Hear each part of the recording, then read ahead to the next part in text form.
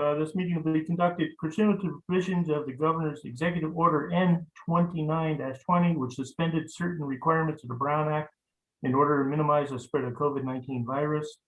If you wish to participate in the meeting, please do the following. Meeting attendance on Zoom is 865-8043-9727.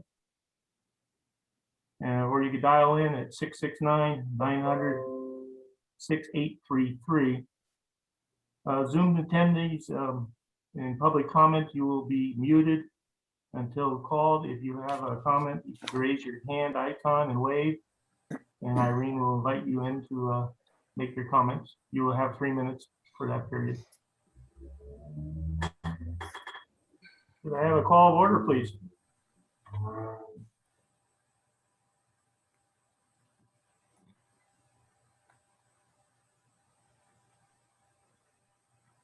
Roll call.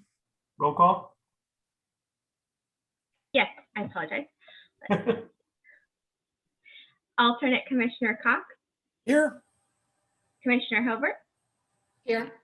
Commissioner Sanders, Present. Commissioner Waggy, Here. Vice Chair AC, Here. and Chair Shanahan. Here. Commissioner Overts, would you like to lead us in the Pledge of Allegiance? Yes, Thank you. I pledge allegiance to the flag Allegiance to the of the flag United States of United America States of America, and to the republic republic for which it stands, Stands one nation, one nation, under God, under indivisible, indivisible, with with liberty liberty and and justice justice for all. for all. Thank you very much. Agenda review, do we have any changes or deletions? No changes, Chair. Okay, thank you. Declaration of conflicts of interest. Seeing no hands. Okay, I will open it up to public comment.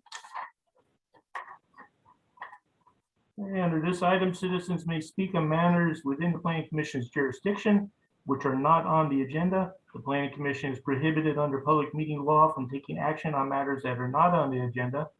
However, the commission may take citizens' input under advisement, direct staff to place the matter for future agenda for discussion, and or possible action, or refer matters to staff for follow-up. Members may comment, as I said, on any matter that's not on the agenda, and please limit it to 3 minutes. Do we have any hands? No hands are raised at this time. Okay, we will close the public comment period. We'll bring it back to commission. First item we have is reorganization of the commission. We have to select a chair and select a vice chair.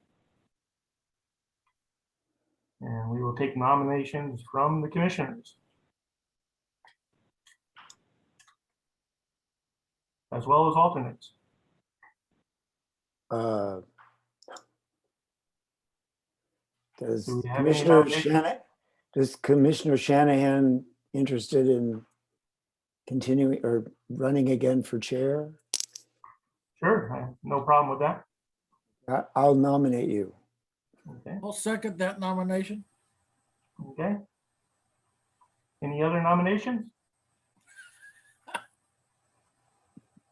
Okay, seeing none, do we have a roll call, please? So Commissioner Hilbert, Aye. Commissioner Sanders, Aye. Commissioner Waggy, Aye. alternate Commissioner Cox, Aye. Vice Chair AC, Aye. and Chair Shanahan. Aye, Yep. Thank you. Congratulations. look forward to another year. Now we have to select the vice chair. I would like to nominate Commissioner Hoverts for the vice chair. I would like to nominate Chad. I mean, Commissioner, I said. Sorry. Okay.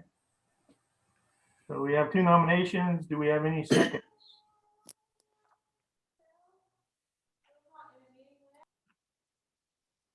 I will second Commissioner Holbert.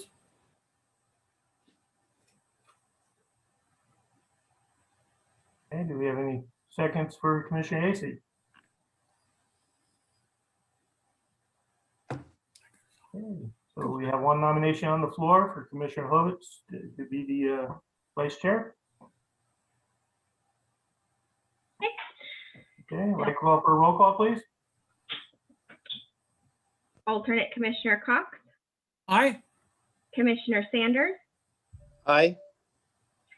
Current Vice Chair Acey, Aye. Commissioner Waggy, Aye. and Chair Shanahan. Aye. Congratulations. Yeah, welcome aboard.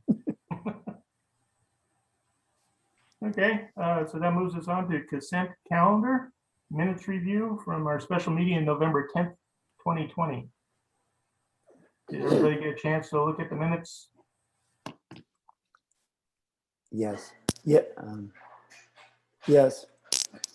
Do we have any changes, deletions, anything needs to be corrected?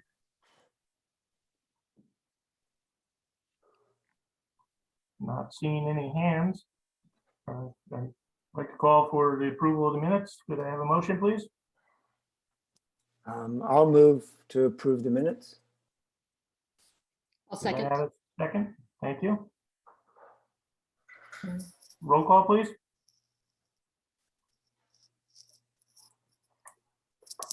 Vice Chair Hilbert, Aye. Commissioner Sanders, Aye. Commissioner Acey,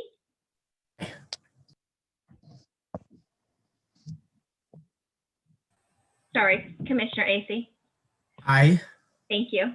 Commissioner Waggy Aye. and Chair Shanahan. Aye. Thank you. Thank you.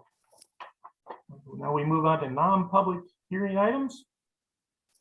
And we have the 2020 Annual Housing Element Progress Report. Yes, You be doing that, Kevin, or is that coming? it's going to be Rafael. He's got a PowerPoint. This is, you may recall last year we did this. This is mandated by the state that we report out every year on our progress towards our annual housing element. Remember, Rafael and I gave an overview of what the housing element was a few months ago, and just as a reminder, we're going to be working on moving towards renewing it again, which is due at the end of 2022. We're working on an RFP. We're going to try to hire a consultant to help us. With that, I'll just let Ralph take it away. Give us progress on 2020. Thank you. Thanks, Kevin. Good evening, Chair and members of the Planning Commission and the public. So tonight is the annual housing element and general plan annual reports. First up is the housing element annual report, which is required by Government Code Section 65-400 there. You can go to the next slide, please. So, historically, I've probably talked way too much during these and probably showed way too much, because these tables there's 9 now, I think, A through H. It started out, well, at least when I started doing this, I think there was like 3 less at least. In the last handful of years, they've added 3 more, and plus LEAP reporting, which is a local planning grant. But it's a lot of stuff that, we don't report on, a lot of it because we just don't have numbers to report. But the main thing that I just wanted to show off right away, because why not start off with the key element of one of the key elements of why we're doing this, is the RHNA. And the RHNA is the Regional Housing Needs Allocation. And this is essentially there's, a lot of things that the state wants to see in this report. But Table B is one of the main things. And as you can see here, starts off from our housing element cycle. The housing element, as you may know, or is one of the elements of the general plan. And general plan gets updated, every 20 years, something like that. But the housing element by state is mandated to be updated sooner than that, like 5 to 7 years. So this is our 7-year cycle that we got approved in 2015. As you can see, the numbers that we started out with on the left, the total RHNA that we got allocated in 2015, or I guess 2014, was 211 units. And so far, to the right there, you can see total remaining 118 still. So in 2020 there, we had 3 units. And so what this is building permits that were issued. These aren't final inspections. These aren't applications received. This is the number of building permits that were issued in those separate categories during the reporting year. And this is 2020, the reporting year. So that's kind of the main point of the table. But so the next slide, you can go to the next slide. It just talks Yeah, about real quick, just as a Yeah. reminder, what the RENA is. The regional housing needs, what's the assessment? Oh, allocation, sorry. This is when ABAG, the Bay Area Association of Governments, decides how much growth should be accommodated in each city and county. And they do a long mathematical process with a lot of different factors that go into that. And then they assign each city a number, which is what Rafael was talking about here on the left side. 211 is what they assigned us in this last reporting period from 2015 to 2022. So right now they're working on the new RENA, which will go into effect. So as I mentioned, by the end of 2022, we should have our housing element done. A big part of getting that done is being able to accommodate that number that's in the green column. What we've seen preliminarily is a similar number for the next RENA cycle. I think it's around 240. So there's a few more units. And just again, as a kind of a reminder of what this is, really our goal in assessing this number is being able to demonstrate that we can accommodate that number of units. It's not that we as a city have to build any of these units, but we certainly have to have the correct zoning in place. And we have to make sure there aren't barriers to construction through things like onerous design review or excessive fees, things like that they take a look at. So again, we'll be assigned another set of numbers in the next year. They're finalizing it now, and that will be kind of the basis for our next housing element. So this is where we are. We've made some pretty good progress on this cycle. Yeah, thanks for jumping in there, Kevin, and slowing me down a little bit because this is an important part. So I wanted to start off with it. This is the RENA is mandated by state, and like Kevin said, it is an important part of the housing element. I'm looking at just a separate email that I pulled up while Kevin was talking. Our number, it went up a little bit. I think Kevin was talking about a number that because as Kevin was saying, the RENA it takes probably longer than a year, a couple of years kind of process to work it and tweak it. And so the number now looks like as of 2 weeks ago, it's 281 that we would get, before we had 211. That's not a huge increase compared to some other cities. The table I'm looking at is Windsor, I think, has 652, but I thought I heard Jessica saying that theirs is almost up to 1,000 now because of an equity adjustment that happened a little bit ago. I don't even want to get into what all that describes. I'm not even sure I could describe what the equity adjustment was that the committee decided on. But so 281 units isn't that bad. We're feeling pretty good about that, I think. So again, we're not obligated to build these. We need to accommodate. So just say, for example, we got 85, multi or very low income. Those typically go on like an R3 zoning, like a higher density zoning. So we would have to demonstrate that we had enough of the higher zoning to accommodate that. Worst case, they could say you need to rezone some property to accommodate your number of very low or multifamily. So I have a question. yeah. What about the Cherry Creek? Is that the Cherry Creek one the Cherry Creek, that doesn't, so that it doesn't show up in 20 because it wasn't permitted, or? Yeah, exactly. So you got approval in 19, and so I don't think it's on this table actually, or any of the charts. And for my presentation, this is the only table I show, but I don't think it shows up in your handouts as any of the tables because, again, this is only reporting things that happened in 2020. So it received an entitlement, entitlements are table A. We'll get to that in the next slide, but we can stay here for now. So it received an entitlement in 2019. In 2020 so far, we've still just been working with the applicant to finalize the building permit submittal, which they haven't submitted to building yet. We completed a lot land or lot merger in 2020, which that's not something I would report it here. So again, it's just stuff that happened in 2020. And yeah, the state knows this, that they really want to see things from entitlement.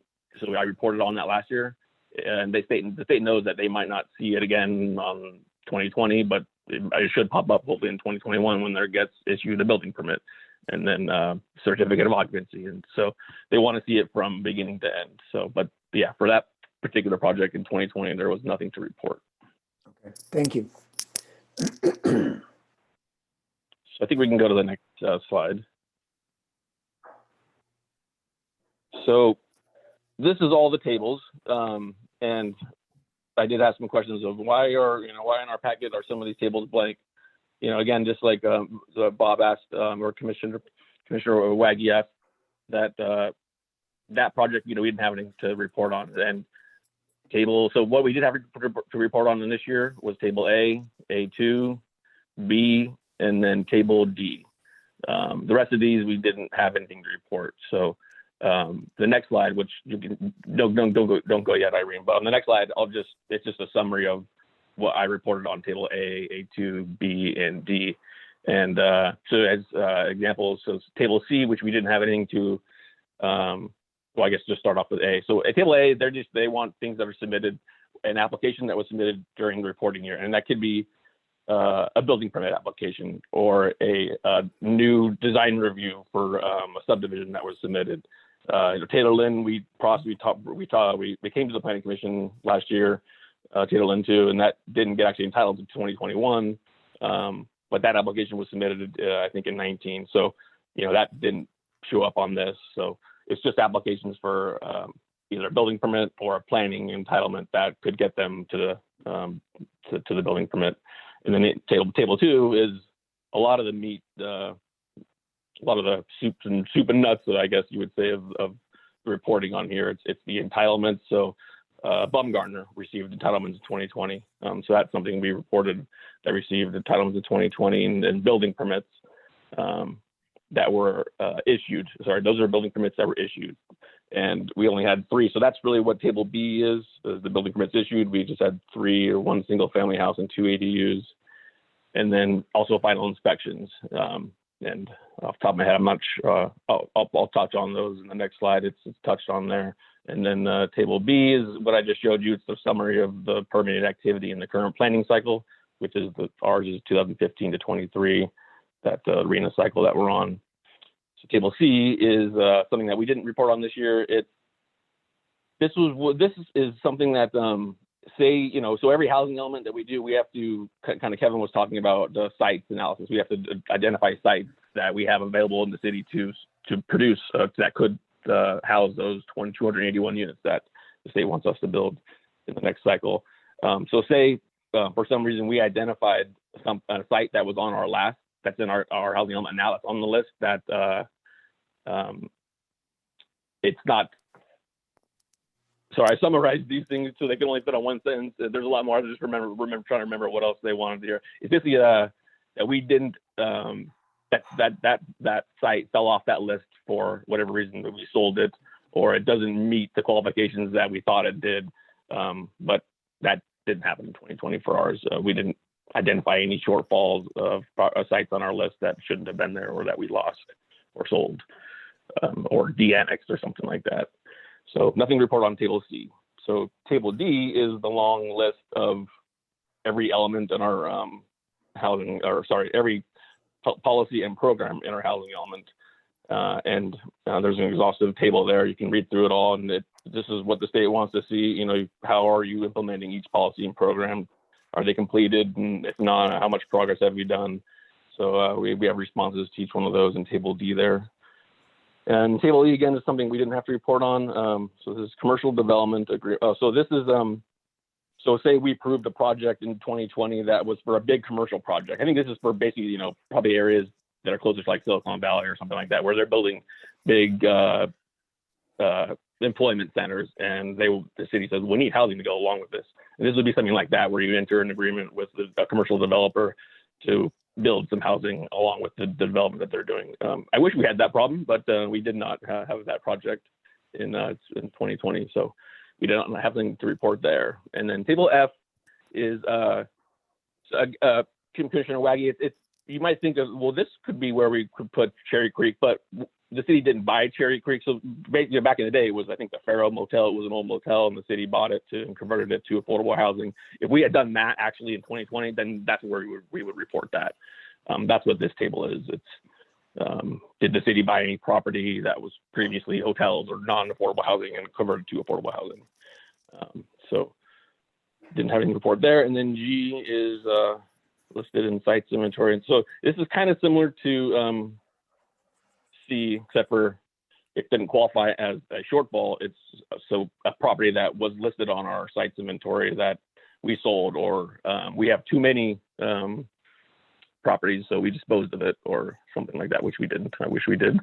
And then table H, again, kind of the same thing. It's about to say the sites inventory, and I guess cities that have too much land and they didn't know what to do with it. And that's where they would list this. They don't see any need for the city-owned property, but we don't have that one either. So that's all those tables. But instead of showing you all that, I thought I'd just give you a summary of them. And then you can go to the next slide. And this is really what is on those tables that we did fill out. So what happened in 2020? There was 2 applications that were submitted. They were building permits, one ADU and one single family. 2 applications, but 3 units actually. There's an ADU also, 2 ADUs and one single family. So one of those single families had an ADU with it. And then again, what was entitled in 2020, this is largely the Bumgarner project. Really, it's all the Bumgarner project, 296 units. And there's 773 moderate, 176 low, and 47 very low. Low-income deed restricted units, which is great. That'll help us with our next RHNA coming up. This will go a long ways, hopefully, to those 281 units that we need to do.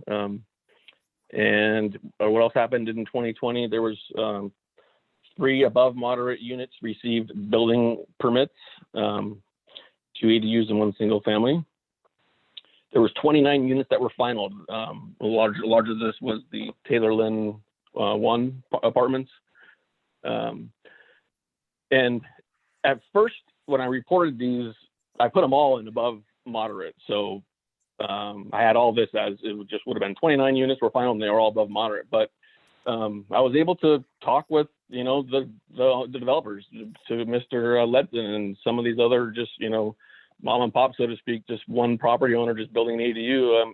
I talked to Mr. Nixon, Mike Nixon, to ask him, how much are they renting? And it's just nice to be able to actually, Cloverdale's such a nice small town. I'm able to talk with some of the property owners and ask how much they're renting. And thank God they're, forthright with how much they're renting for. They don't have to give me this information, but when they do, because rents are what they are in Cloverdale, they do sound expensive, $2,000 or $2,400 or something like that, but those qualify for moderate or even low. And one ADU I found was being rented for $800 a month, and that qualified for very low. So instead of reporting these as all 29 above moderate, I'm able to break them down into the different categories that you see here. So those were units that we finalized in 2020.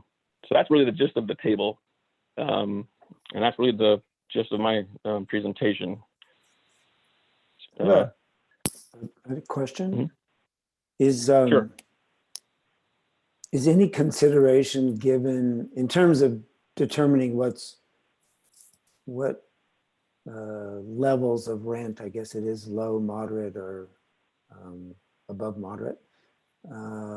Is any consideration given to the experience the county's had with fires and the number of housing units that have been lost and things like that? Well, I can, it's very formulaic on how they do it. It's 30% of your income can be spent on rent. And then for each county, they have what would be considered like a low income family of 4 people. And then those are defined by HUD. So they use that, and then 30% of that can be used for rent. So I don't know if that's clear or not to you, but it's, we do get those numbers from the county, who recalculate them every year. So, just say a moderate, let's say a very low income family makes, $67,000 with two parents working, and there's 4 people total. Percent of their gross can be paid to rent. And so that's where we determine how much a very low income unit can rent for. If that makes sense. And then the deed restricted ones are more, we have more control over those. Rafael was talking about some that are just, on the market, but they're rented for lower, and now sort of count those. But the deed restricted ones are ones that will say, like the Cherry Creek, you have 24 units of very low income. Here's the rent you can charge. Every year you report to the city who's living there, how they qualify, including tax returns, things like that. So it is monitored, and also typically with their financing they get, this also has another layer of restrictions on who gets to live there, because they're using tax credits, but that's a whole complicated thing. But I don't know if that's the question you're asking, but that is the way they determine each one of the categories. Yeah, no, what I was just thinking of is that rents have gone up in general around this area, and Yeah. because of the destruction of housing, I suppose, and pressure also for people moving in. And so I'm wondering if somehow that's eliminating a whole lot of below moderate. It's just pushing the rents into the moderate and higher ranges. And if that somehow is accounted for in this, but if they just have some. Yeah, Well, they do. I can say, Commissioner Waggy, that the limits and the threshold that Kevin's talking about, they come out every year. So these ones came out in April 2020 that I was looking at. And, for 2-bedroom,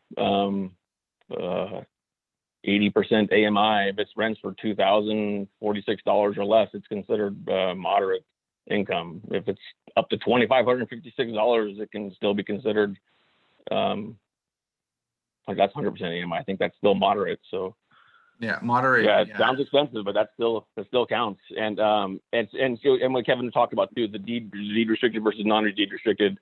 I was kind of hesitant to put things in that I thought, I knew our rents were kind of low, relatively in Cloverdale, but I wanted to get them to count. But I didn't know if just knowing the rents would count for non-deed restricted. But in talking with HCD this year, they said that, I told them what the rents were, and they said, go ahead and count this and count that. So I'm definitely going to be in conversation more and more with developers going forward, just to give them an idea of what they're thinking of charging rents, because, hey, I can count it. I want to be able to count it, right? And deed restricted or non-deed restricted, but just under the the non-deed restricted category, I'm not saying it's loosely interpreted, but just knowing the rents from the owner and verifying that. I have an email from them that HCD said, yeah, that's good. Go ahead and count it. And so there we go.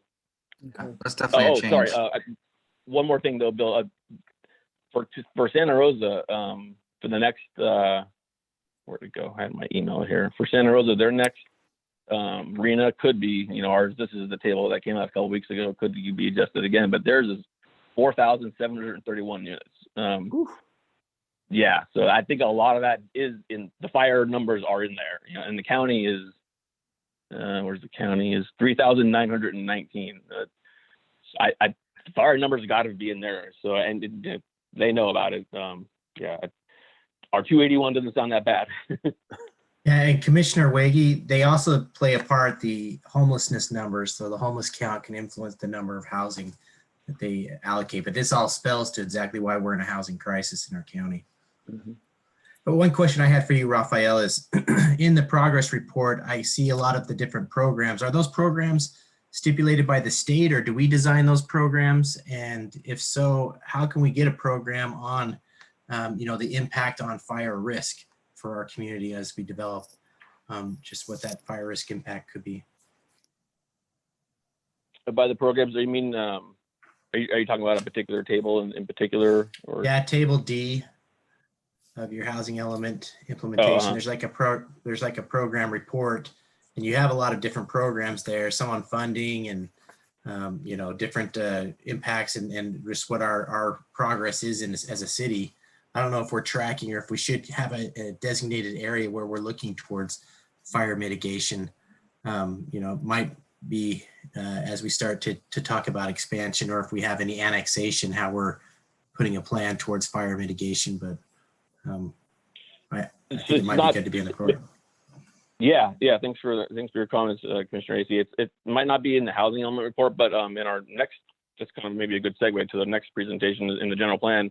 And because of what you just said, because of the fires, recent fires, and maybe some other stuff, but mainly because of the fires, the state I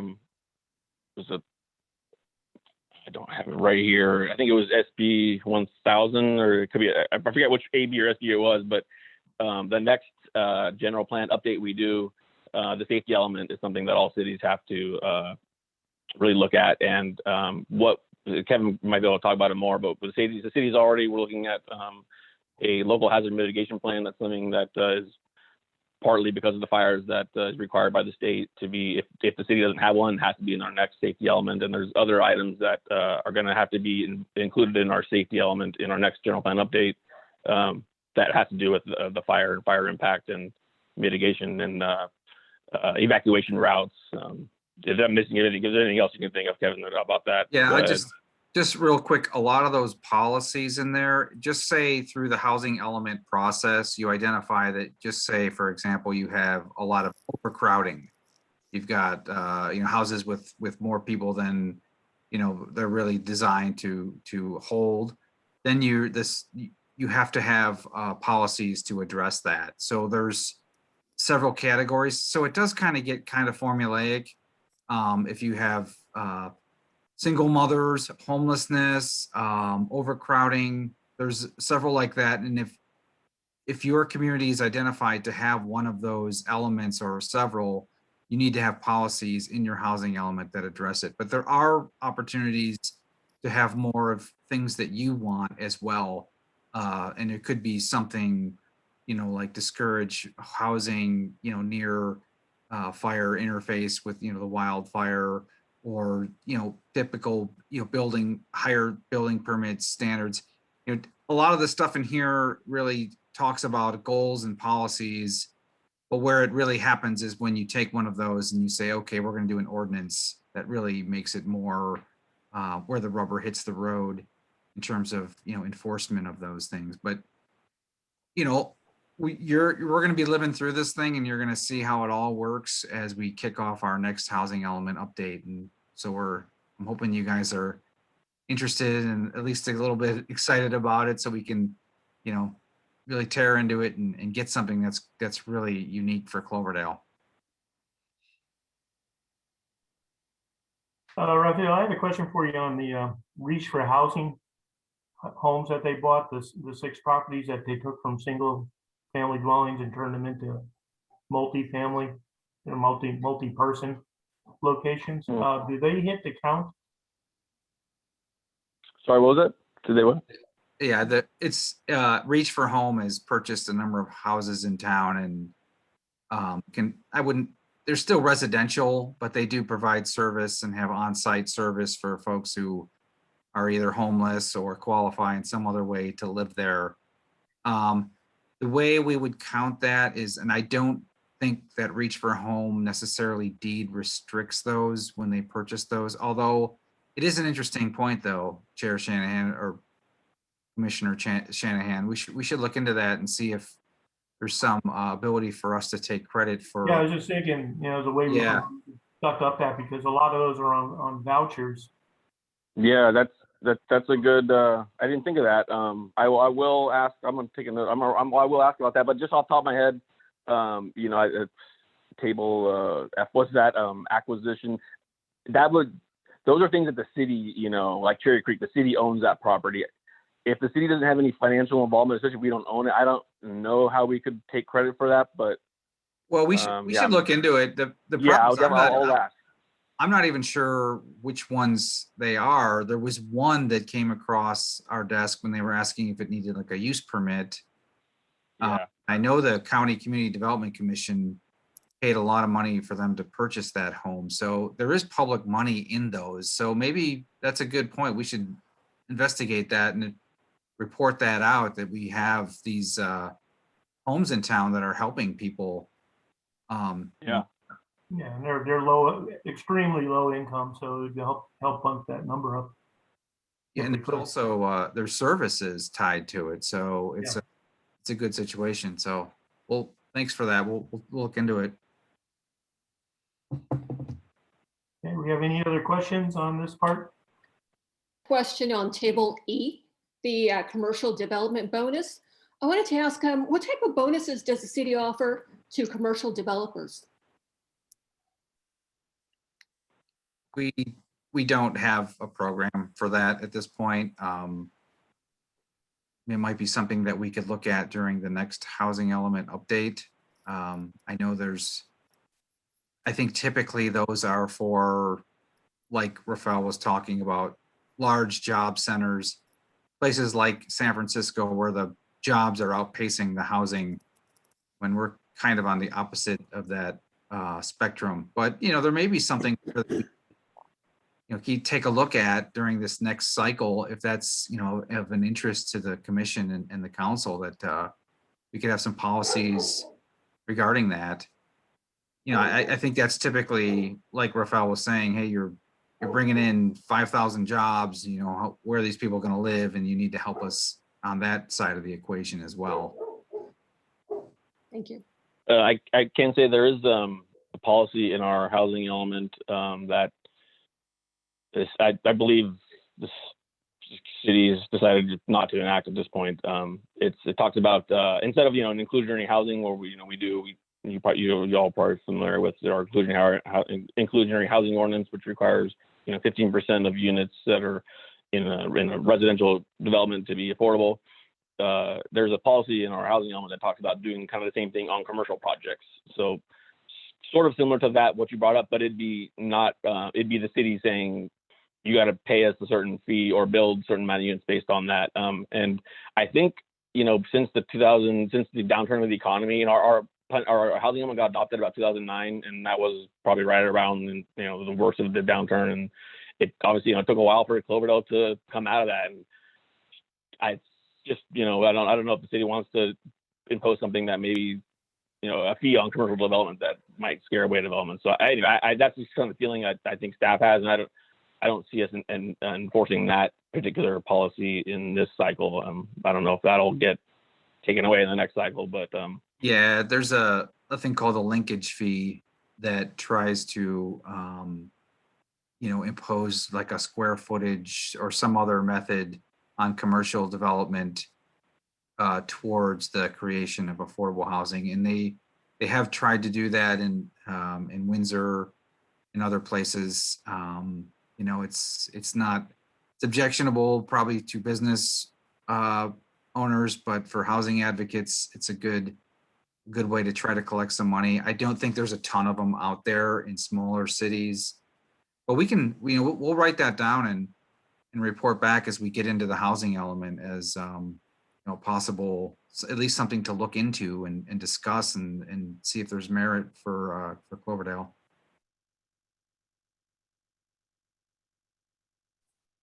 Okay, we have any other questions? Clarifications? Not seeing any hands. Okay, would somebody like to make a motion to move this resolution onto the city council? I think you have a public comment or a public Oh, I hand. do. I'm slipping already. Yeah, let me close it for now and open up the public comment. Do we see Ew. anything out there? Yes. Let's Hi, see. can you hear me? Yes. Hi, so my name's Susan, I live in Cloverdale.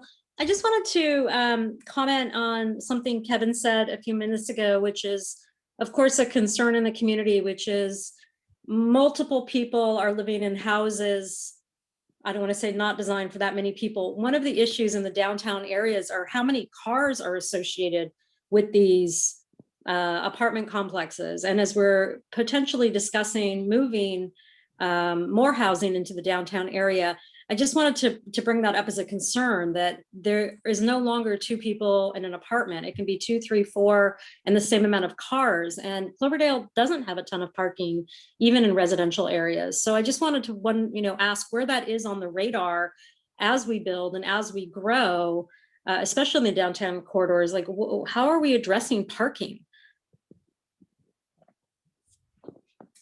Kevin, would you like to answer? Or Raphael? Yeah, I mean, it's, Well, I mean, go ahead.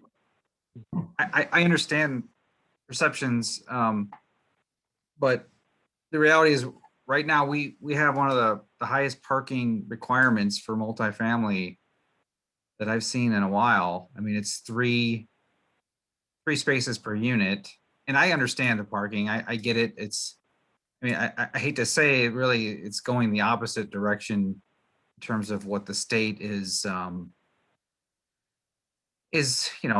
I wouldn't say imposing on us, but in some cases imposing. If it's affordable housing, the developer can, we've been through this concession discussion. If they have a certain number of affordable units, they can ask for and get. We know we don't have a lot of ability to say no. Concessions, sometimes that is parking. I understand it's a balance. I like to, I do recognize that Cloverdale right now does have a very high parking requirement for affordable. If you take, for example, the Ledson, how many units was that, Rafael? 24 units or 22 units, and there's 66. 22, yeah. It's a lot. There is a need for it.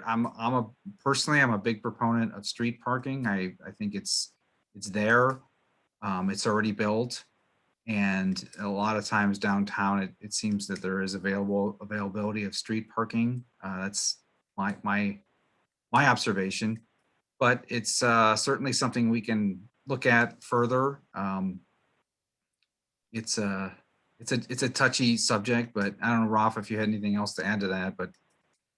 Yeah, I'll just say, with the SB2 money, and some of the LEAP money we're using, part we're looking at the DTC zone and the OR zone, which is basically right around downtown, and the TOD zones, one of those 3. And you're looking for more housing in the downtown, which, Kevin said, I hate to say it, it's kind of goes to against kind of what you would like. It is trying to allow more housing with, I guess, less parking, which is kind of what the state wants. But along with that, our consultants, we've asked them to look at other options, not just, straight eliminating the parking, saying, nope, we don't need it. Let's let them build as many as they want. We're not going to look at it.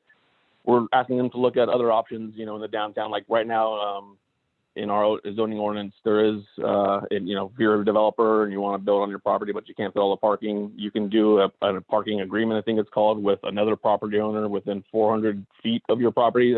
That's really kind of one of the only get out of jail free cards, I guess, if you say, in our zoning ordinance for downtown uses that can't support their own parking.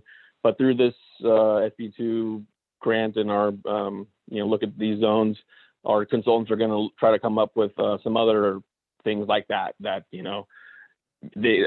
would allow a developer to build housing, maybe not supply all the parking that they're asked to, or even any, I don't know, but a way that they can, maybe supply parking somewhere else through some kind of agreement, or who knows, hopefully they'll be able to come up with something fancy that we haven't thought of yet. But hopefully that'll. I do believe that, personally, I think that, a market rate developer of apartments understands the amount of parking that they typically need, because I think that having very little parking hinders their marketability for a market rate apartment. So there's that, but there's also the lower income apartments, which are a little bit of a different story. But there's more to come on that, and Rafael mentioned the SB2, and when during the planning director's report, I'll give you guys an update on what's going on with that. Okay, thank you. Sue is still with us. I hope I answered your Yes, question. Sue. Claudia. Okay. Do we have any other hands? No other hands are raised, Chair.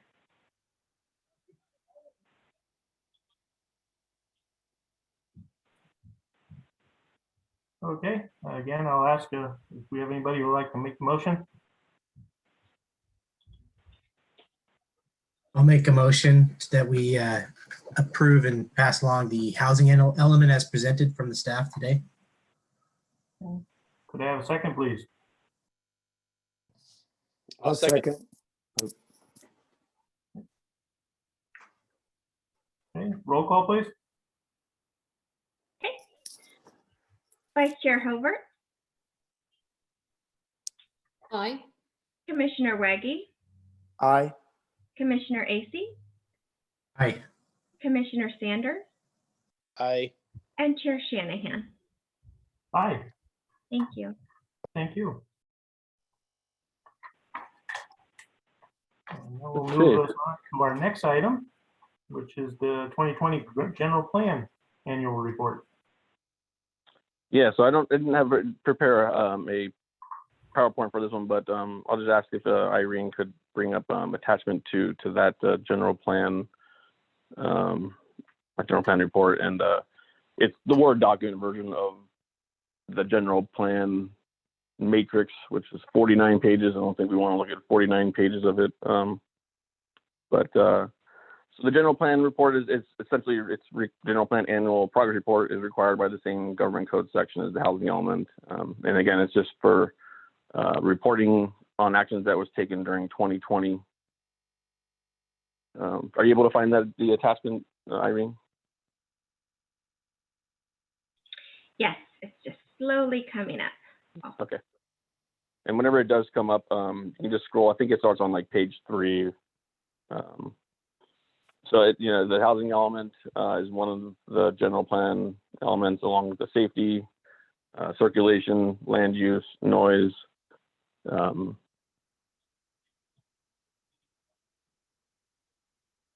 I know I'm missing one off the top of my head. Okay, Parks yeah, and Rec. you can scroll down a little more. Thank you. It's yeah. So again, so what we did in 2020, general plan was amended for the Bumgarner property, which was working through the annexation. So yeah, here we go. Yeah, this is what kind of we can talk about. So there's the land use element and some things we did in 2020. The city contracted. We just talked about the SB2. PlaceWorks is our consultant that's going to help us with utilizing those funds to allow more residential uses in the downtown. And regulations were adopted to gradually phase out the use of polystyrene in commercial and industrial uses, businesses. The city continued to work with PG&E on an energy audit. Do we want to give any update on that at all? Yeah, I can speak to that. We're in a PG&E program that attempts to bundle many energy efficiency projects, some with better paybacks than others. But at the end of the day, the goal is to get enough projects together, good and I wouldn't say bad, but less attractive, to do what's called on-bill financing. And maybe you guys know about this, but it's really to take the amount of energy saved every month and use that to pay off all the energy upgrades that would be completed through this process. Things like photovoltaic at the water treatment plant, new HVACs in City Hall, and we looked at every city facility, even ones that we don't pay the power bill, like the senior center and the library. At this point, we've done 2 walkthroughs, and it's a PG&E consultant. at this point, and I'm just awaiting a report that hopefully has positive news that we can bundle these projects, go to bid, get them all done at once, and it's enough savings to help pay it off in a reasonable amount of time of 10 years or less. That's a Commissioner AC. I'm sure this is of interest to you, but it's definitely it's kind of cool, and I've been doing it, a little bit on the side, and I'm hoping that it bears fruit at the end of the day. Again, I'm extremely impressed you found this on-bill program, because when I was creating my on-bill program, I didn't know PG&E had something like this for municipalities. So good yeah, job. they actually reached out to us. So Good. yeah, I think, not to get too deep into it, but our water pumping and water treatment is our big users. And I think there's some opportunity there with some, these are 75 horsepower electric pumps that are running all the time. And some of them are a little older, some of them are newer, but I'm just hoping again that they can find enough projects to make this work. And so that's kind of the gist of that one. And you said it's a pay-as-you-saves program, so it's one of those that pretty much guarantees the savings are going to outweigh the monthly expenditure, right? That's what, yeah. I mean, and I think it's pretty delicate balance there for them to get enough projects. Again, some of them don't really pay back, and others are great. So but yeah, it's a pay. I think they refer to it as on-bill financing, or what did you say? Pay as you go. Well, on bill just means it's going to be paid through your energy bill, which is very common in water or electrical bills to loan out money through the bill themselves. But yeah, this program is, or this form of loan, what it sounds like is a form of loan that would be trying to base it weighted on the amount of savings you would have of energy savings versus what you would have to pay monthly for the increase of the installation of whatever measures they are.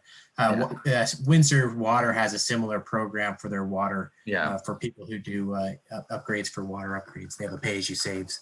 Yeah, it's exactly that. And I wasn't using the right terminology, but I'm it's fine. And Paul Piazza and all that. So I know he's not there anymore, but it's brilliant programs. They work.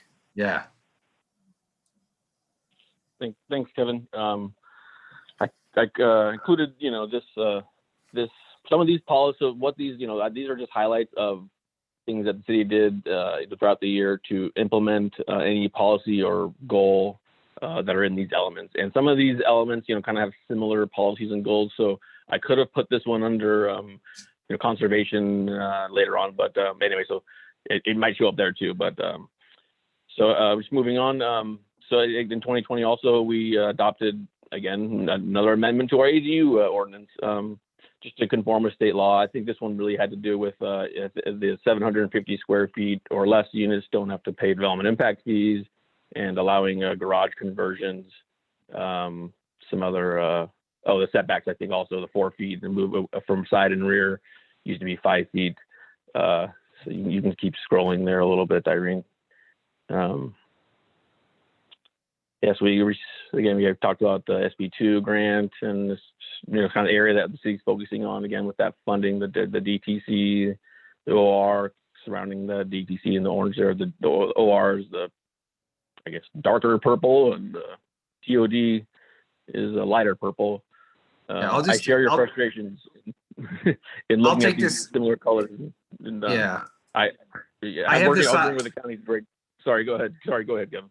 I'll just take this opportunity to talk about this, where we are in terms of our SB2 grant. We've been talking about it for a while. We do have this consultant, Placeworks, and they're out of Berkeley under contract. At this point, we've just had our kickoff meeting with just staff and just kind of defining the area. We've identified 5 what we're calling opportunity sites that are within this map area that we've asked them to try to do a little bit of extra planning on. Ultimately, and pretty quickly, this is going to be before you guys, either in this forum or maybe more of a workshop type forum. But the key is we want a lot of input from as many community members, commission, and council as we can get. The SB2 grant from the state's overarching goal is really to encourage housing in the core of town. So there will be suggested policy changes to zoning for downtown and transit oriented development zones on ways to make it easier to develop housing. Thanks, Kevin. So just continuing on, the city, the planning commission recommended approval of the Taylor Lynn 2 project. So that didn't show up in our housing element because it didn't receive an entitlement until 2021. But as this body understands, you guys did review it and very well and gave some great comments, and that would happen in 2020 as well. And then again, like we just talked about, the city issued 2 building permits for the construction of 3 dwelling units and certificates of occupancy received for 29 units. And then the circulation element. This is another element in the general plan. So yeah, in 2020, the city continued to work with. I sit on the committee that every couple months, I think it is, Plan Bay Area 2050, and a lot of some of the stuff that Kevin we were talking about earlier with the arena, the methodologies that the various mathematical equations and things that they used input into that methodology. Some of that Plan Bay Area 2050 was a good part of that too. They this committee and the things that Plan Bay Area 2050 is using was so good to predict where are people going to be living in the next 30 years based on jobs and availability of land and transportation and all that. That gets kind of fed into the arena numbers. So yeah, the city just again continued to work with the Plan Bay Area committee and ABAG on fine-tuning that. And so the Baumgartner project, as you know, was approved, and that for the circulation element, how that works into the circulation element.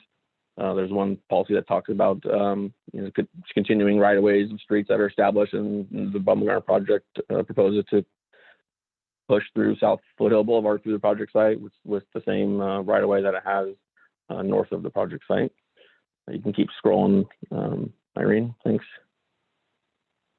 And I like the general plan report because it doesn't have to do with a lot of stuff that I do. It's I don't have to keep talking about stuff that I've already know about. It's kind of nice to see what everybody else is doing in the city. And so here's some of the stuff that the Public Works Department has been working on.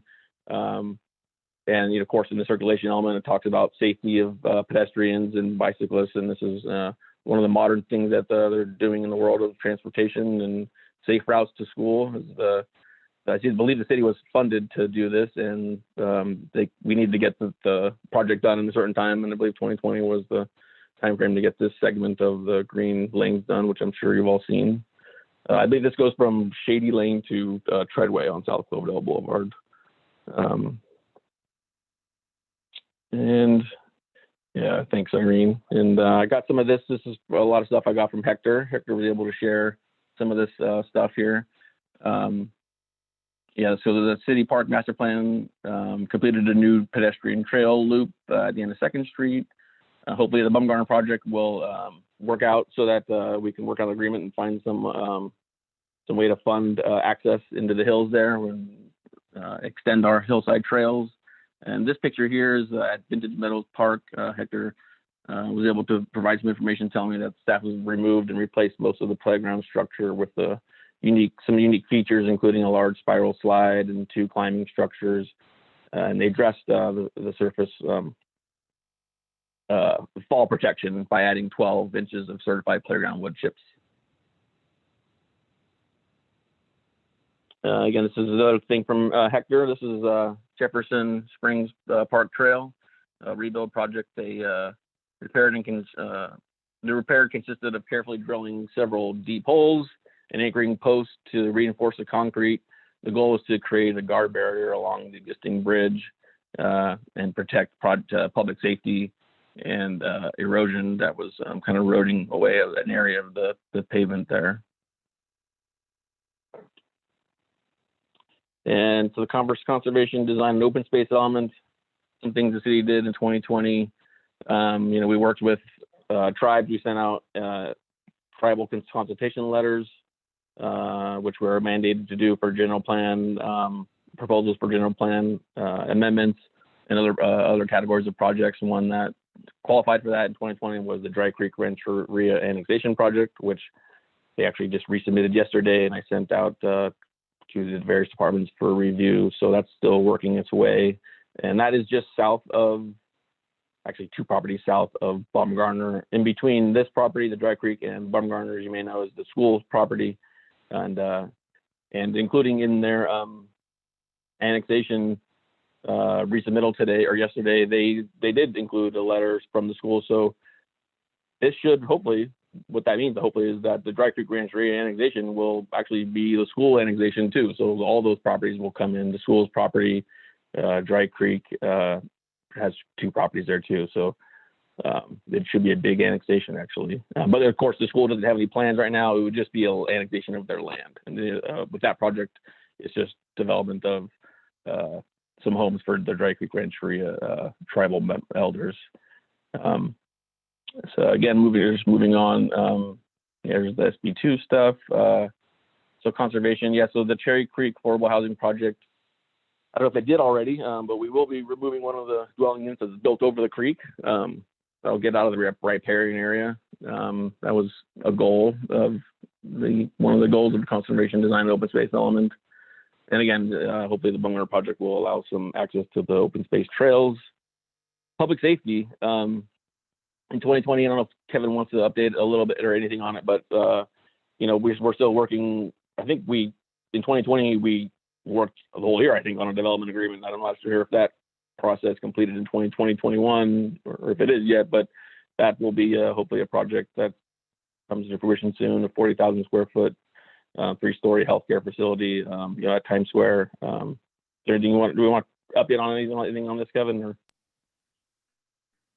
Yeah, we're still working with attorneys, and it seems to be going slow. I think from our perspective, the CEQA is completed, the application is complete. We're still waiting for this development agreement. I think we are making progress, and one of the big issues in the Times Square area is drainage.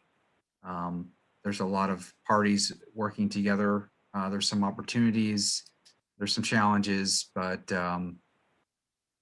I think we're moving forward. I wish it was quicker. I hate coming to you every time and saying this thing is moving forward. I do believe it is moving. I just wish it was moving quicker. Thanks, Kevin. Some updates better than none. So got more with the public safety. 2020 wildfires. Hate to report on that again, but yeah, the city actually opened the EOC for a couple of days. I think that was really the gist of it. I don't know if there's just any more we need to add on that. But yeah, of course, the local fire district coordinated again with various local and state and federal fire services to combat those fires. And Resilient Cloverdale, which formed, I think, out of one of the original wildfires, was kind of I guess, I don't know, Kevin, you can speak a little bit more, but I think it was pretty helpful during this last one, because one of the things we learned, I think, in the first 2 fires was, the EOC would operate or open, and who's bringing cots and who's bringing food or who's cooking or what. And I think a Resilient Cloverdale has kind of taken a lot of that heat off of us. Is that correct, Kevin? Yeah, it really is trying to organize key community members in response to fires. It is a weekly meeting hosted by David Kelly, the city manager.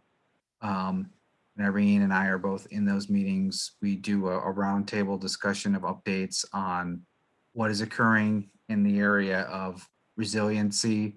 The Citrus Fair is a big part of it, getting that ready, up and running, supplied, and reserve power, food, cots, things like that.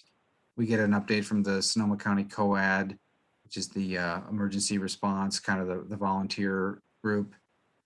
Anyone's invited to that. It's Tuesdays at noon.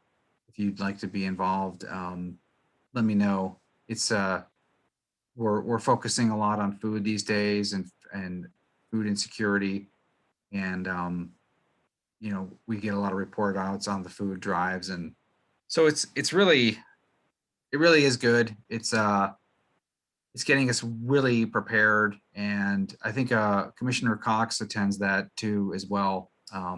So Thanks, Kevin. Chair, if I may, sorry, if I may add as well, is for those that are interested, the chamber did launch the website. So the Resilient Cloverdale is available at cloverdale-chamber.com. Thank you. thanks, Irene. All right. Thanks, Irene. You can scroll down a little, as you can see there. The work of the levy. So this is some things of the airport. So I was had to communicate with Mark and Erica to help me with some of these answers. But yeah, so the levy, as you may know, failed in February, I think, of 2019 from the floods. And in 2020, the levy was completely restored after being partially destroyed in 2019. But the city is still seeking some funds to fortify the levy. And then also at the airport, a runway taxiway rehabilitation project was completed. Essentially, they repaved the taxiway at the airport. And that's really it for the circulation element. And again, we talked about housing, but is there anything here we didn't talk about? I guess not really. Well, yeah, the Vine Ridge Assisting Living Project, completed in early 2020, and that opened with 58 beds. So, for our aging population for senior housing, which is, I think, a need the city, something that was a need that was filled that the city had. And during 2021, things of general plan implementations that we anticipate during 2021, which did happen, as we know. The Taterland 2 project was approved by the city council in 2021, so that will amend the general plan, or did amend the general plan and zoning for that project site. So hopefully we'll be receiving some building permits for those this year. And also the Dry Creek project, as I mentioned, they just resubmitted yesterday. So that should be moving forward this year. We'll see if it gets approved actually and it happens, but that is a possible general plan amendment in 2021.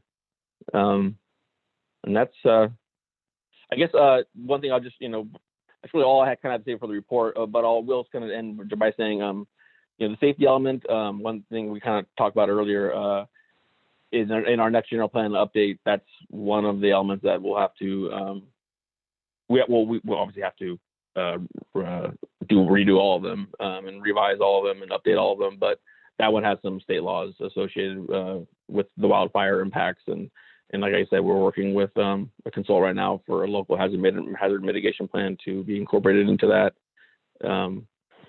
Is there anything else you want to say about the general plan possible update or this, Kevin? Just really quick, we are in the process of completing a local hazard mitigation plan. Along with that will be an update to the safety element of the general plan. So sometime this year, we'll be asking the commission to review that and comment on that. That's all I wanted to say. Oh yeah, and then what you said, I remembered. There's another state law that came out besides the safety element. There's something that's called an environmental justice element that if we have a disadvantaged community, according to some calculation, I have to confirm if we do or not. I don't think we do, but cities that do have a disadvantaged community in their jurisdiction, they have to actually come up in the new general plan element. They have to have a environmental justice element. And if we don't have a disadvantaged community, then cities still have to incorporate environmental justice policies into their future general plan update. And kind of some of the things, what those are. As far as housing goes, it has a lot to do with a lot of different, it's the general plan. It has a lot of touches on a lot of different parts of the community, from housing to parks and rec and facilities. But for housing, for example, one of the environmental justice thing is, historically, like apartments have been put, next to freeways a lot. And so from an environmental justice point of view, they don't want to put people that maybe don't have as much financial stability or ability to voice their opinions or concerns or stand up for themselves in areas that freeways have a lot of pollution. So that's one thing about environmental justice. They want to see how cities are not doing things to put maybe historically disadvantaged communities in areas that are maybe not the best environmentally, that next to pollution. So that's one example of what environmental justice is, and there's a lot of different elements of how that can get incorporated into our next housing element. And I think I kind of think it will be it won't be its own separate element for us. We'll do things like that. We'll incorporate things into the housing element, into the circulation element, to appease or to abide by that law. But that's really it for us. And we'll take any questions if you have them. I have a question. Go ahead, Mhm. please. On page 85, where are we with the general plans capacity units? And also my second question is, when is a housing unit counted? Is it when it's permitted or when there's a notice of completion filed? When is it counted? So those are my two questions. So when is it counted for what? So yeah, because It's the building permit. Okay. For RENA, it's when the building permit is issued. Okay, so right now, where are we with the general plans capacity units? Because on page 85, it says growth that does not exceed 375 units. So I just wanted to see where we were at. Oh, okay. Sorry, I didn't know what section you were talking about. So that's, I guess that's our growth management control section you're talking about. Yeah, so that's no more than 375 units in any 5-year cycle. And essentially,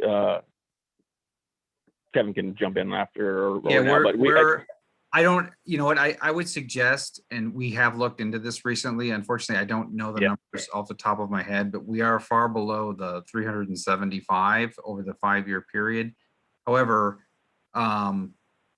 if we could put together an agenda item for an upcoming commission meeting where we can report out. I know this is of interest to the community and the commission about how much growth is happening and how that's affecting our water, wastewater, and just the overall growth of town. The general plan does say that the city will grow to 12,000 people by 20. What is it?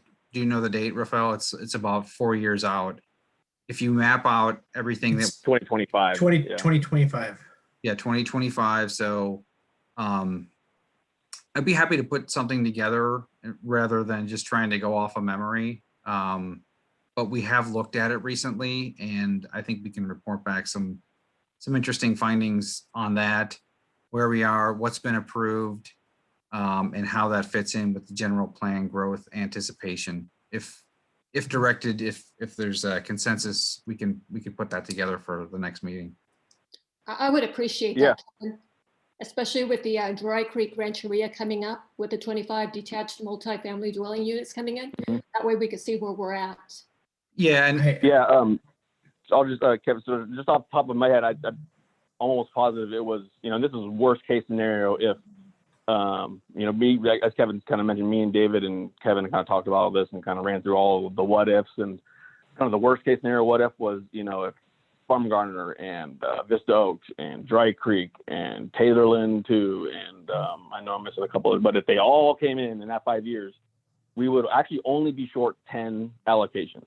But that counts all of Baumgartner's affordable units, and I am pretty sure that we shouldn't be counting affordable units in our growth management. I'm almost positive that's not actually even allowed by state law. We're actually something we're going to look at. So, that worst case scenario that I said, we're short 10 allocations, is probably not even going to happen anyway, because 100 and over 100 something, almost 175, but more. I think more closer to 200 of those units of Baumgartner are affordable. So we should be okay. Yeah. So Commissioner Holberts, the 375 over the 5-year running average, what we're thinking, and we're going to double check this, is really that affordable units shouldn't be counted in that. And there is some state laws regarding that. So if you subtracted those out, the number is lower, but we still are adding units to town. I get that. So during the Ledson conversation at the council, and I don't remember what day that was, maybe Irene does, I did do a table that sort of scratched the surface on what you're asking. But I would be happy to put something together that's more comprehensive. Because again, I know this is a big conversation in town, and I know the commission is interested in it. So I would like to get a handle on it myself and present it to you guys, and we can have a discussion about it. Just as a side note, if you go on the Department of Finance's population, they actually reported that we lost 66 people in 2019. You hear about this exodus from California. So, I mean, that kind of blew my mind a little bit, but it's an interesting fact if it's true. But again, there's something that I'd like to report too that I was going to say for the planning director's report. But one of the things that we have under contract is right now is a consulting firm that's going to take a hard look at our water and sewer, and they're going to come up with we have reports that are just getting a little bit old, so this one's going to really bring that up to date, and it's going to be like a calculator where we can use when we evaluate new projects coming in to try to kind of reduce the amount of surplus or excess that would be generated by a project. So we've just got that underway, and I'm really excited to see where that comes out. That way we can really have a great answer for when folks in town are concerned about water and concerned about sewer capacity. And instead of relying on 4-year-old studies, we'll have a new study. So that's something I was going to report out at the end. And Kevin, since we're talking about that as well, on page 92, it says, what is the status of the sewer system master plan? I was going to ask that question because on the I think it's on the recommendation section, it says updated June of 2009. And then on the other section, it says that the sewer feasibility study is done every 5 years, and then the plumbing is every 2 years.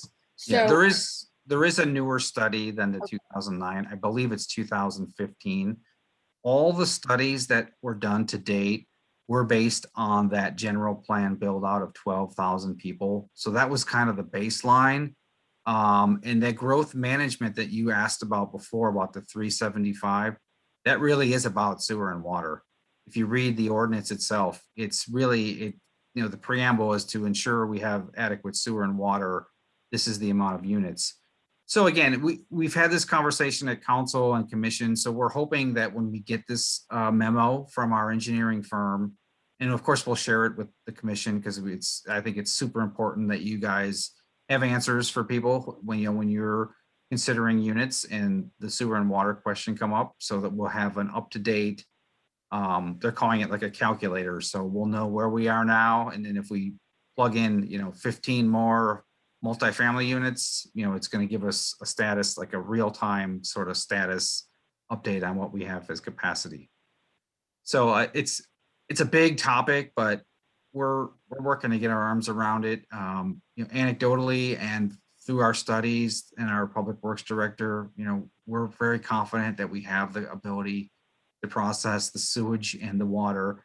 But with this new study, we're going to have a definitive answer, and it will help us with our CEQA questions too, because the CEQA analysis, do you have adequate sewer and water?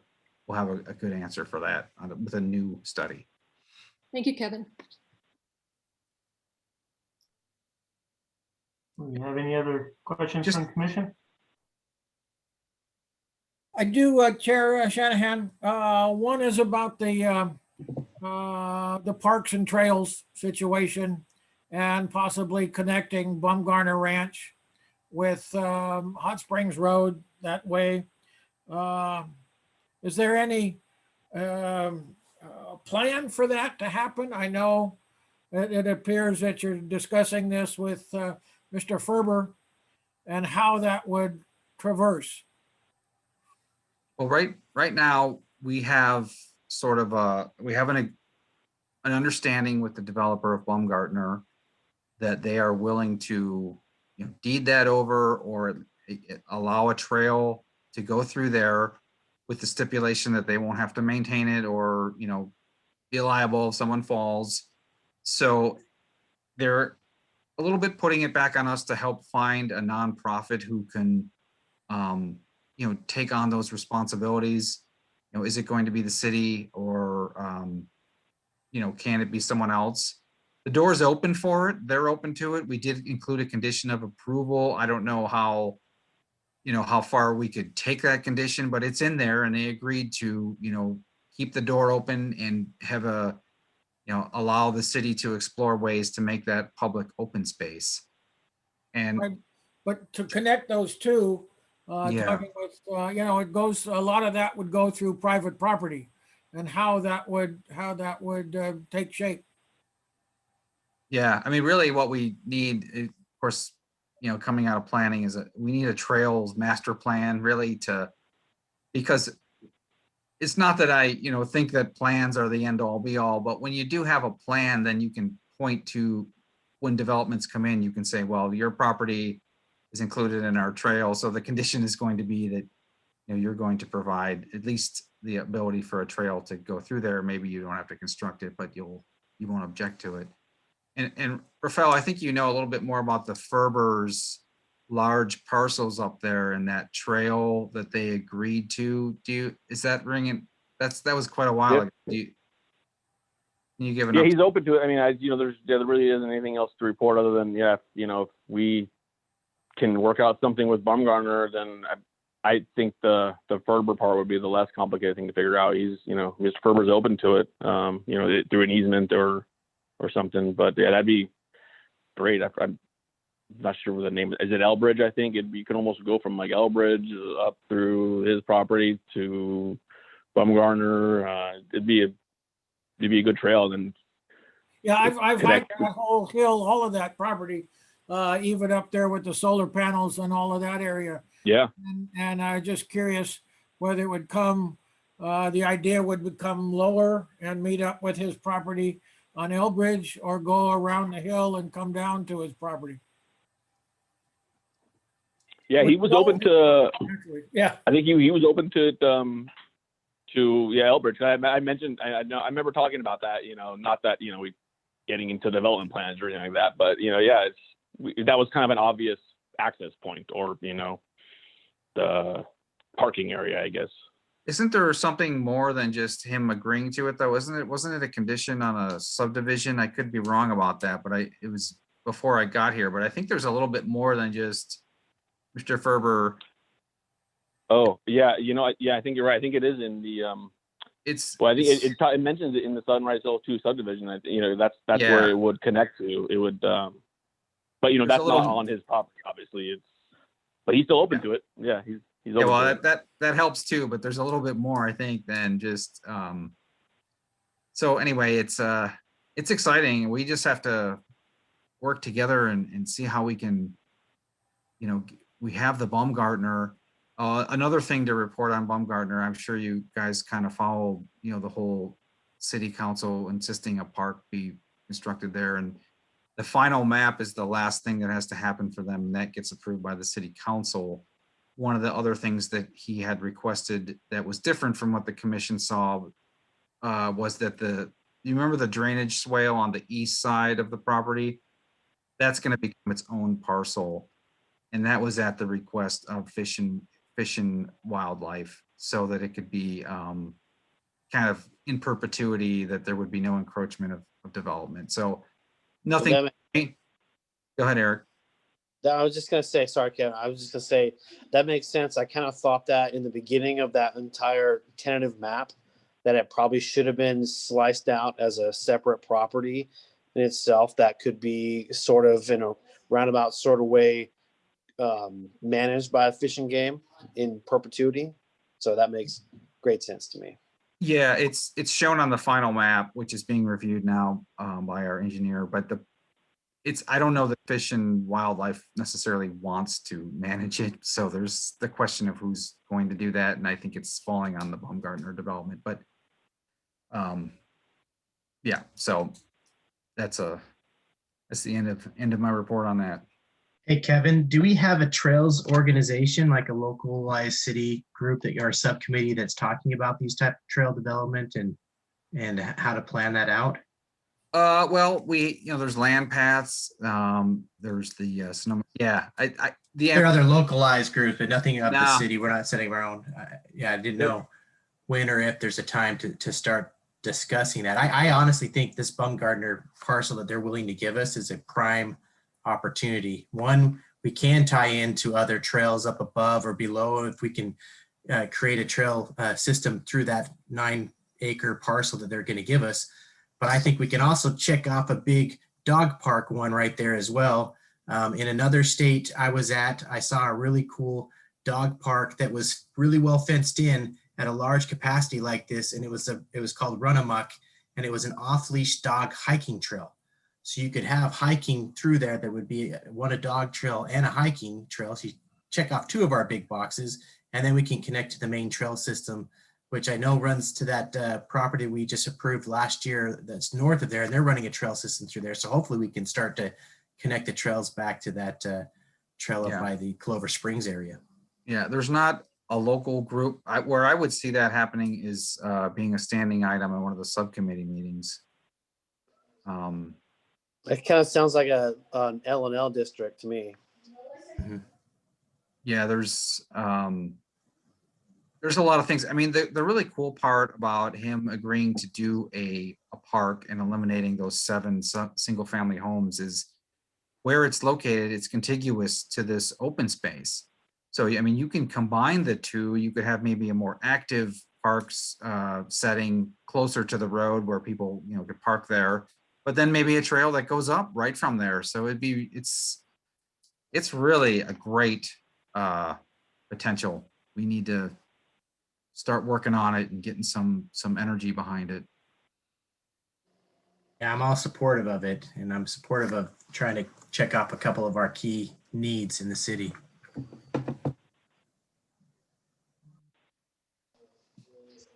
Okay, any other questions? I just wanted to congratulate us on getting that tree preservation ordinance through. It only took me 10 years, but we did good on that part. And I did have a question on the Western Hills. Have we gotten anything out of the county on when, starting our discussions back in like 2019, I think? Yeah, I looked on the you're talking about the what is the term, scenic landscape units. The scenic landscape units Yeah. we were asking about. Yeah, I didn't see anything on the county's website that anything further than what I saw in there last year. So no, I don't think there was any update to that in 2020. But yeah, it's as far as I know, it's still being considered to our Western Hillside being considered by the county to be included in their scenic landscape and units. So it's still where it was last year, being considered for adoption into their scenic landscape units. Okay. Okay. Anything else from the commission? Okay, I'll open it up to public comment. Do we have any hands? No hands are raised, Chair. Okay. Okay, bring it back to the commission. Any other discussion before we call for the resolution? None? Okay, would I like get somebody to make the resolution, please?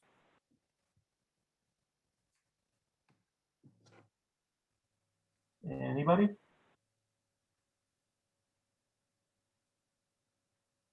Trying to look it up. Jeez. I move that the commission consider the application for this resolution for the general plan annual report and as presented by the staff today. Thank you. Do we have a second? I'll second it. Thank you. May I have a roll call, please? Commissioner Acey, Aye. Commissioner Waggy,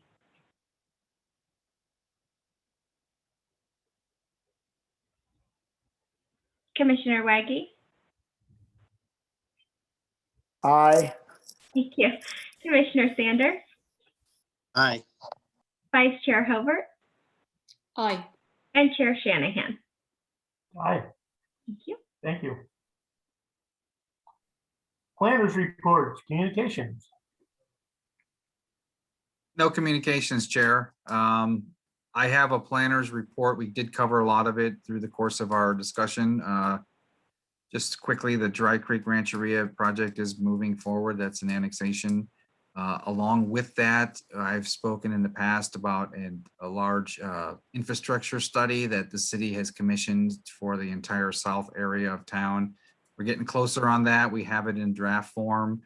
The consultant is waiting for comments or questions, and that covers water, wastewater, storm drain, dry utilities, the whole thing. So it's the idea with this is really for us to understand what kind of things we're going to be requiring of development so that the whole area can proceed and develop in an orderly way. Hopefully that will be done soon. As I said, we have it in draft form. You mentioned the tree ordinance. We are embarking on another ordinance, which is called a small cell ordinance. It's for 5G antennas that are sprouting up all over big cities right now, and it's coming to our area soon. They're 3 to 5 foot antennas that are placed on public facilities like power poles and other things like that. They put a lot of them in. There was I don't want to get too deep, but there was an FCC ruling which was upheld by the Ninth Circuit Court that really ties the hands of local jurisdictions on saying no to them and kind of dictating where they go. But we do have a little bit of control on aesthetics. So we took this to the council last time, and they directed to get going quickly on a small cell ordinance. It's not contained in zoning, so it wouldn't necessarily go to planning commission per se, but I suggested that we have the planning commission review it, and they agreed. So hopefully in the next few months, we'll have something before you on the small cell. What else do we have? Oh, I mentioned the water and wastewater memo tool calculator, which I'm really excited about, and that's going to really help us give some good answers when we get questions about sewer and water.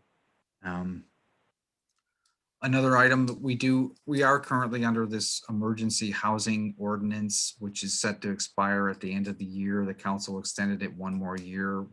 We'll probably run that through the planning commission. We're going to have some suggestions on ending that ordinance, and just the gist of the ordinance is allowing people to live in fifth wheels and RVs and things like that. And it was really done in reaction to the fires.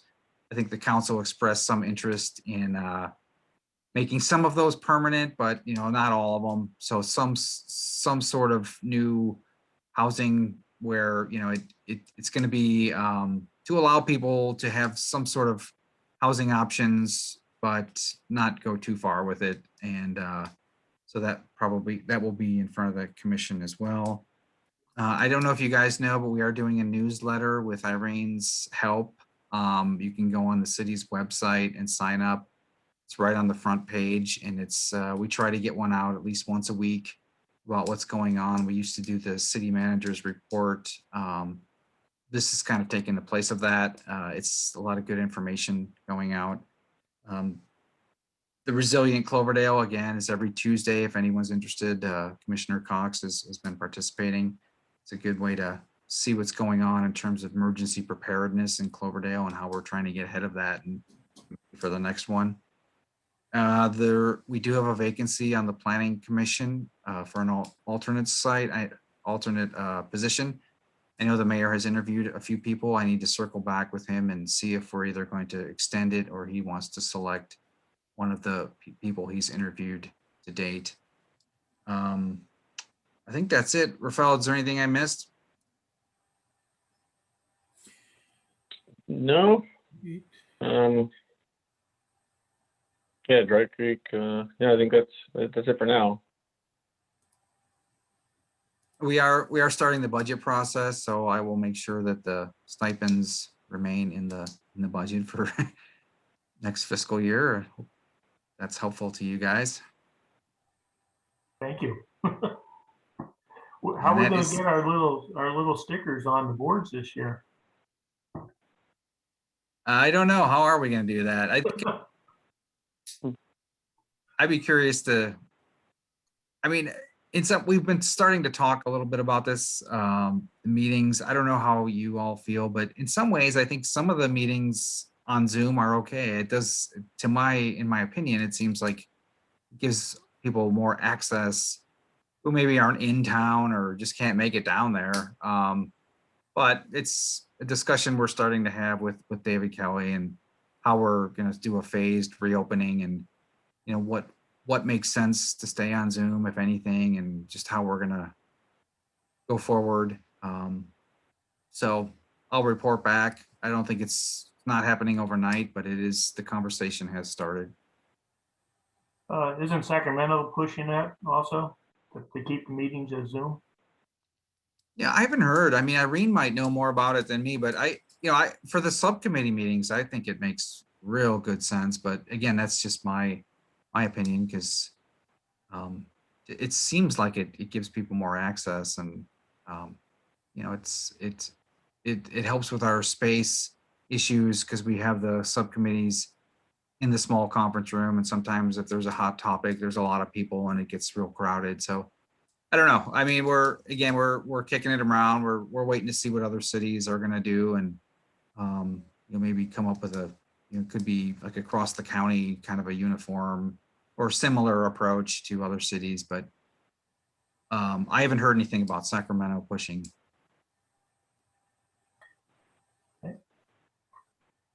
Thank you. Do we have anything from commission to staff? Excited to see that calculator. I really want to see that calculator. It'd be fun to get that out to the public. Are we going to have a link on our website for the other community members to use that calculator so they can answer their questions?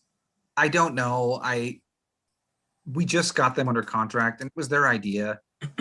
I mean, I think we'll want as much public facing as possible, but there is a possibility that it will be for staff to say, okay, here's where we're at. If we add, 50 more multifamily, here's where we'll be at the end of that.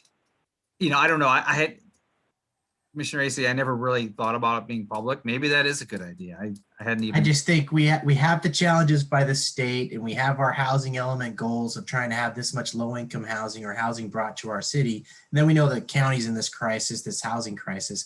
But yet every individual here always complains about the fact that we can't grow. We have no room for growth. We can't afford the water. We can't afford the power, whatever it is. There's so many, but we do these studies and show that there is room for that. And there's a severe need in our community, at least outside of our city limits, where they're just dire for housing, and yet we fight it. So I'm just wondering if this is a great tool to put out there and say, hey, look for yourselves. It's obvious there's room for growth.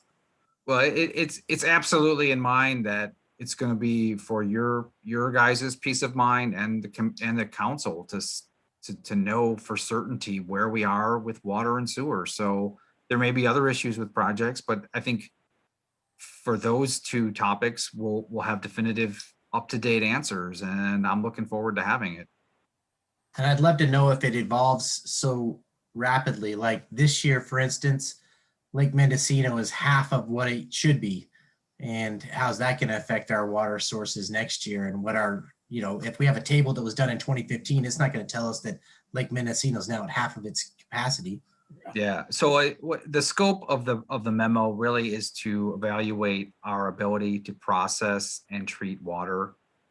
I don't know how, just basically from what you just said, how we would, be able to take different rain years.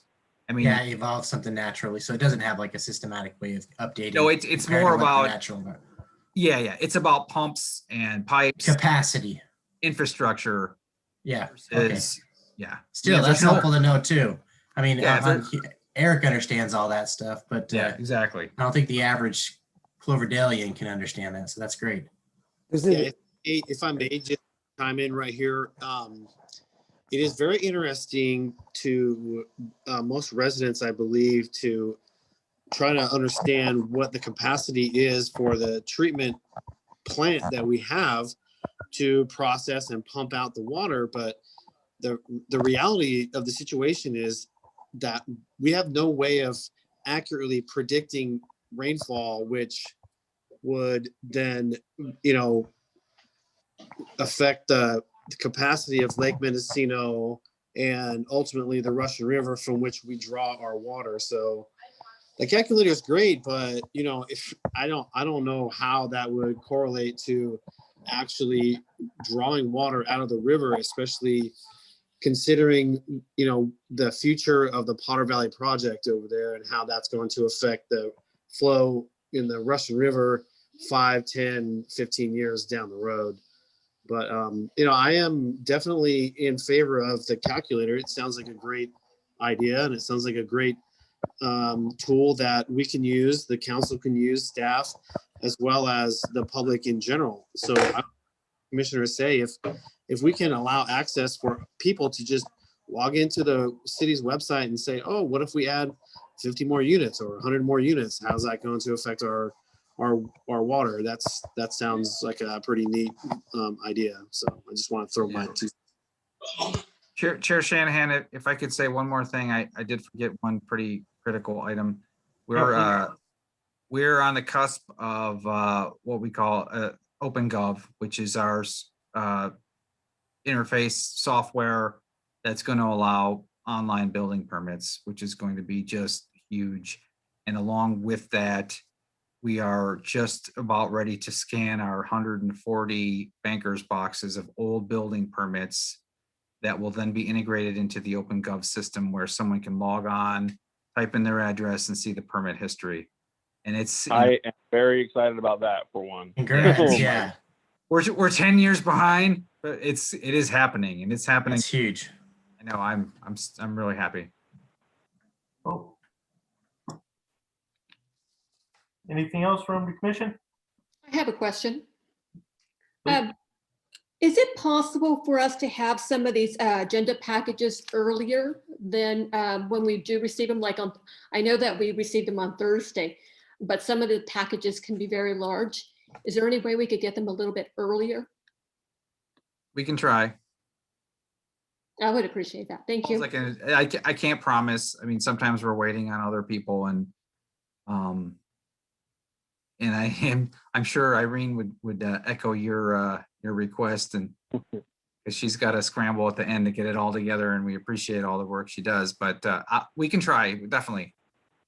FYI, when you're reusing this material, if you do, Raphael, the graphics in the tables were pretty unreadable. I had to zoom it out to 600% to kind of catch a couple of those graphs. So you might want to just check your formatting before you send them out. I appreciate the paperless that we've gone, but this is the one area where I missed the printouts because she was always dialed in on how to print that out, and we had good, at least paper copy of the tables. But that was my feedback. And then to coincide with what we were talking about earlier with Commissioner Sanders, and that is I do want to publish that calculator out if we can, but maybe we need to make a big, bold description there on the fact that this doesn't take into account any type of natural effect. This is just purely infrastructure. But I think it'd be great for people to see that how a city can grow, so we can continue to educate ourselves.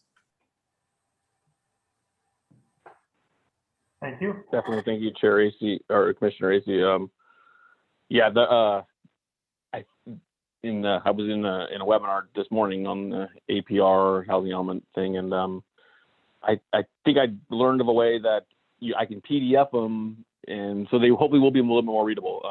But I didn't have time to do that before the meeting today.